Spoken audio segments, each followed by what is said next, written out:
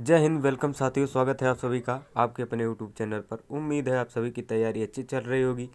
तो आज की इस वीडियो में हम क्लास 12 का जो है भौतिक विज्ञान एवं फिजिक्स को इसका मॉडल पेपर सन 22 का है, ठीक है ना, जो कि बहुत ही इम्पॉर्टेंट है आप सभी की परीक्षा की दृष्टि से। इसको देखकर आप ये आंकड़ा लगा सकेंगे कि हाँ हमारा प्रिपरेशन कैसा चल रहा है और एग्ज़ाम में किस प्रकार से क्वेश्चन आते हैं। तो चलिए कि क्वेश्चन को ध्यान से देखते हैं और आप सब भी इसको मतलब सभी क्वेश्चन को हल करने का प्रयास कीजिएगा। नहीं हल कर पा रहे हैं तो कोई बात नहीं है, लेकिन अब आप प्रयास कीजिएगा। अब आप सतर्क हो जाइएगा कि हाँ अब हमारा एग्ज़ाम टाइम है और अभी से अगर हम तैयारी अच्छे से नहीं कर सकेंगे तो आगे नहीं हो पाती है, ठीक है ना।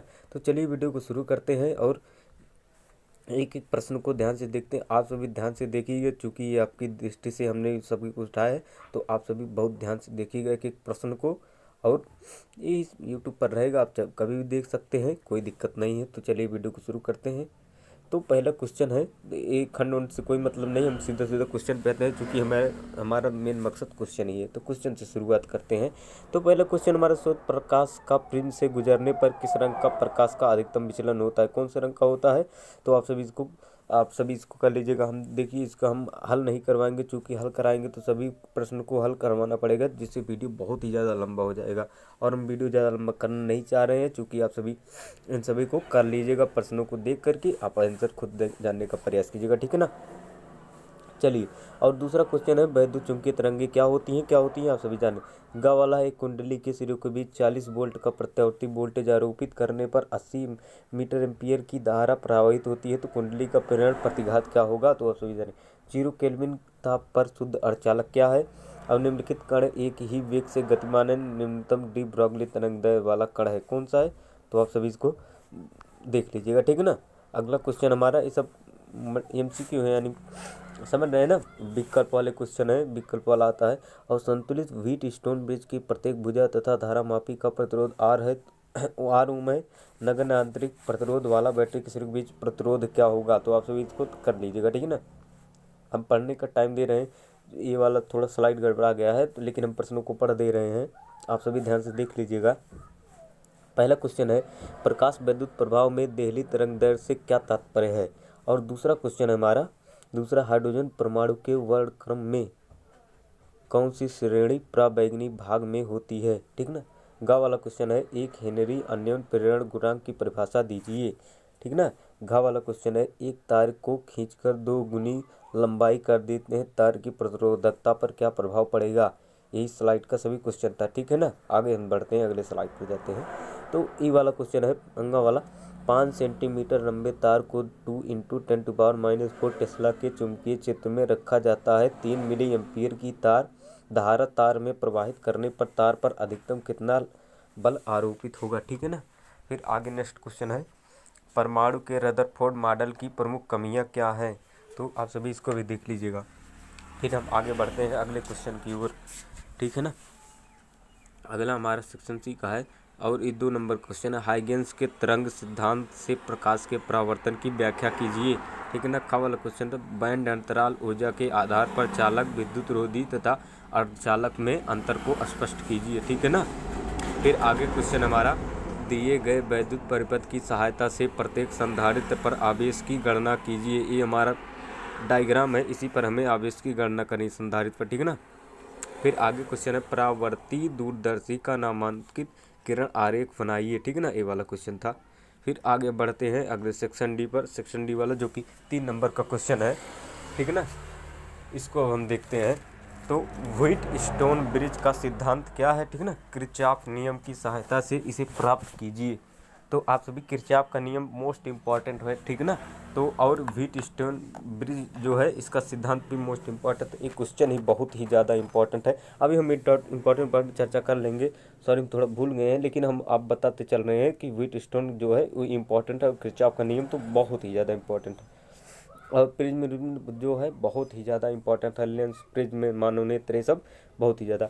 फिर आगे है, एक कोण 90 अंश मतलब एक 90 डिग्री का कोण वाले प्रिज्म के पृष्ठ AB पर एक वर्णीय प्रकाश की किरण चित्रानुसार आपतित होती है। अपवर्तन के पश्चात निर्गत किरण पृष्ठ BC से स्पर्शवत निकलती है प्रिज्म के पदार्थ का अपवर्तनांक ज्ञात कीजिए। बताया ना, प्रिज्म चैप्टर ही बहुत ही इंपॉर्टेंट है। और ये जो लेंस है, प्रकाश का परावर्तन, अपवर्तन, विकिरण, ये सब यानी जो रेडियो एक्टिविटी वाली जितने भी चीज़ें हैं उधर बहुत ही ज़्यादा इंपॉर्टेंट है सब, ठीक है ना। लेंस मेकर सूत्र और भी बहुत सारी हैं, आइंस्टीन का सब बहुत ही ज़्यादा इंपॉर्टेंट है, सब बहुत ही ज़्यादा इंपॉर्टेंट, आप सभी इसको जरूर ध्यान में रखिएगा। अगला क्वेश्चन बढ़ते हैं। परिपथ चित्र की सहायता से पीएन संधि डायोड की तरंग दिष्टकारी क्रिया को समझाई। मोस्ट इंपॉर्टेंट क्वेश्चन है। एम्पियर का परपथीय नियम क्या है? इसकी सहायता से अनंत लंबाई चार धारावाही तार से r दूरी पर स्थित किसी बिंदु पर चुंबकीय क्षेत्र का सूत्र स्थापित कीजिए। मोस्ट इंपॉर्टेंट क्वेश्चन है, ठीक है ना। अब हम इंपॉर्टेंट बताते चलेंगे, यहीं से आपका नंबर भी अच्छे से बनेगा। स्वप्रेरण गुणांक की परिभाषा दीजिए। एक कुंडली में वैद्युत धारा 5 मिलीसेकंड में 2 एम्पियर से 12 एम्पियर हो जाती है। यदि कुंडली में प्रेरित वैद्युत वाहक बल 48 वोल्ट उत्पन्न हो तो कुंडली का स्वप्रेरण गुणांक, ये भी इंपॉर्टेंट क्वेश्चन है, ठीक है ना। ये वाला स्लाइड ही इंपॉर्टेंट था, तो आप सभी इसको जरूर ध्यान में रखिएगा और इसको हल कीजिए। खूब बढ़िया, न्यूमेरिकल बहुत तगड़े तगड़े हैं, इसको यदि आप कर लिए तो कोई न्यूमेरिकल ऐसा बचेगा नहीं जिसको आप नहीं कर सकेंगे। तो आगे देखते हैं। 1.5 अपवर्तनांक वाले एक समतल अवतल लेंस के अवतल पृष्ठ की वक्रता त्रिज्या 10 सेंटीमीटर है। 1.6 अपवर्तनांक वाले द्रव में लेंस को डुबाने पर इसकी फोकस दूरी तथा प्रकृति में क्या प्रभाव पड़ेगा? ये भी इंपॉर्टेंट टाइप का ही क्वेश्चन है, ठीक है ना। आगे बढ़ते हैं। आगे अगला क्वेश्चन हमारा, प्रकाश का विवर्तन क्या है? एक झिर्री की सहायता से विवर्तन प्रतिरूप में केंद्रीय उच्छिष्ट की कोणीय चौड़ाई का सूत्र प्राप्त कीजिए। मोस्ट इंपॉर्टेंट क्वेश्चन, इसको भी आप जरूर कर लीजिएगा, एक भी क्वेश्चन छोड़िएगा मत। यदि आप ये हमारा जितना स्लाइड हम जित दिए रहे, अगर कसम से आप कर लेते हैं तो ये मान के चलिए आपका 70 से 80 नंबर कहीं गया नहीं है फिजिक्स में, इतना मेरा चैलेंज है, ठीक है ना आप सभी। लेकिन इसको जितना हार्ड इसका न्यूमेरिकल है क्वेश्चन है, इसको आप करिएगा। और इसमें जो हम अथवा कराएंगे, अथवा से कोई मतलब नहीं है, हर एक अथवा आपको आना चाहिए। जैसे अथवा दिया तो दोनों प्रश्नों को हमें कंप्लीटली आना चाहिए। जब एग्जाम में पहुँचेंगे तो हमारे लिए अथवा काम करेगा, इसके पहले हमें अथवा नहीं देखना है, ठीक है ना। तो गा वाला क्वेश्चन देखते हैं। मुक्त इलेक्ट्रॉनों के अनुगमन वेग से क्या तात्पर्य है? एक चालक में अनुगमन वेग व प्रवाहित धारा के संबंध में सूत्र प्राप्त कीजिए। ये भी इंपॉर्टेंट टाइप का ही क्वेश्चन है, ठीक है ना। अब देखते हैं, बोहर के परमाणु मॉडल के आधार पर सिद्ध कीजिए कि परमाणु का अस्थायी कक्षाओं की त्रिज्याओं मुक्त क्वांटम संख्या के वर्ग के अनुक्रमानुपाती होता है। ये भी इंपॉर्टेंट टाइप का ही क्वेश्चन है, ठीक है ना। अब आगे देखते हैं। आगे हमारा दी गई नाभिकीय अभिक्रिया में मुक्त ऊर्जा का परिकलन कीजिए। यानी ये वाला जो दिया हुआ है इसी का हमें करना है, ठीक है ना। इसका परिकलन करना है, यही इतने पर आपको निकालना है, ठीक है ना। अब आगे देखते हैं। अंगा वाला क्वेश्चन हमारा, किसी समतल वैद्युत चुंबकीय तरंग में वैद्युत क्षेत्र का समीकरण इतना है, ठीक है ना। ज्ञात कीजिए तरंग की आवृत्ति तथा तरंग दैर्घ्य चुंबकीय क्षेत्र में समीकरण। मोस्ट इंपॉर्टेंट क्वेश्चन, इस तरह से न्यूमेरिकल में आता है निकालने के लिए, ठीक है ना। आगे देखते हैं। दिए गए परिपथ की सहायता से क्या क्या ज्ञात करना है? ये हमारा परिपथ पूरा है, ठीक है ना। अब आप क्या ज्ञात करना है परिपथ में? पहले तो प्रत्येक प्रतिरोध में प्रवाहित धारा ज्ञात करनी है। दूसरा, E1 सेल के सिरों के बीच की वोल्टता ज्ञात करनी है। मोस्ट इंपॉर्टेंट टाइप का क्वेश्चन है, ठीक है ना। आप सभी इसको जरूर ध्यान में रखिएगा। हमने बताया कि अथवा आपके लिए कोई ज़रूरी नहीं है, जब तक हम एग्जाम के हॉल में ना बैठ जाए तब तक हमें अथवा नहीं करना। अथवा कुछ नहीं, ये सब क्वेश्चन को करना है। तो सभी क्वेश्चन इंपॉर्टेंट टाइप के ना। विशिष्ट प्रतिरोधक की परिभाषा तथा मात्रक लिखिए। 20 सेंटीमीटर लंबे तार को खींचकर इसकी लंबाई में 25% की वृद्धि कर दी जाए, इतनी नए तार के प्रतिरोध में प्रतिशत वृद्धि की गणना कीजिए। इंपॉर्टेंट टाइप का क्वेश्चन है, ठीक है ना। आगे बढ़ रहे हैं। आगे हमारा, अनंत लंबाई के दो समांतर धारावाही तारों के बीच लगने वाले बल के सूत्र को स्थापित कीजिए, ठीक है ना। इसके आधार पर 1 एम्पीयर वैद्युत धारा को परिभाषित कीजिए। इंपॉर्टेंट टाइप का ही क्वेश्चन है, ठीक है ना। सभी इंपॉर्टेंट क्वेश्चन है, आप सभी को इतना तो जो लॉन्ग वाले क्वेश्चन है तो जरूर ही पता होने चाहिए, ठीक है ना। यह तो अथवा में अगला कुछ ये वाला है कि दिए गए परिपथ में प्रेरक तथा संधारित्र प्रतिघात की गणना कीजिए। आरोपित वोल्टता की आवृत्ति क्या हो ताकि अनुनाद हो सके? अनुनाद की स्थिति में परिपथ की प्रतिबाधा कितनी होगी? इंपॉर्टेंट टाइप का भी क्वेश्चन है, ये हमारा परिपथ दिया हुआ है, ठीक है ना।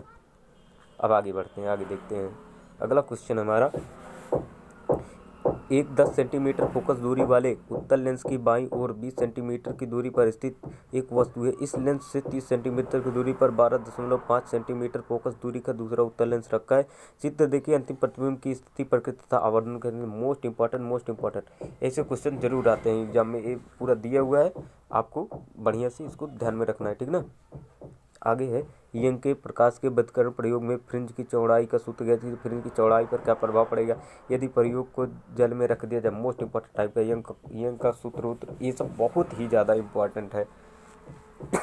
हम कुछ क्वेश्चन करवा भी देंगे, ठीक है ना, जो काफ़ी ज़्यादा इंपॉर्टेंट टाइप के हैं। जब देखेंगे समय नहीं बचेगा, क्योंकि हमें यार बहुत काम रहता है, ठीक है ना।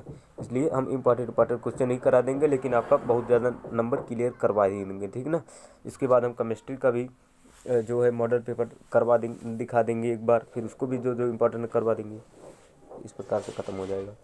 फिर देखते हैं स्थिर वैद्युतिकी का गाउस का नियम क्या है। इसकी सहायता से एक बिंदु आवेश के कारण किसी बिंदु पर वैद्युत क्षेत्र की तीव्रता का व्यंजक ज्ञात करना है, या अथवा एक बिंदु आवेश के कारण किसी बिंदु पर वैद्युत विभव का सूत्र प्राप्त कीजिए। चित्र में प्रदर्शित किया हुआ है। ये चित्र है, बिंदु पर रखे आवेशों के कारण वर्ग के केंद्र पर वैद्युत विभव का मान ज्ञात करना है। ये हमारा चित्र है, इसी पर हमें इसको ज्ञात करना है। तो उम्मीद है आप सभी को हमारा वीडियो पसंद आया होगा। तो पसंद आया हो लाइक, सब्सक्राइब, शेयर अवश्य कीजिएगा। धन्यवाद।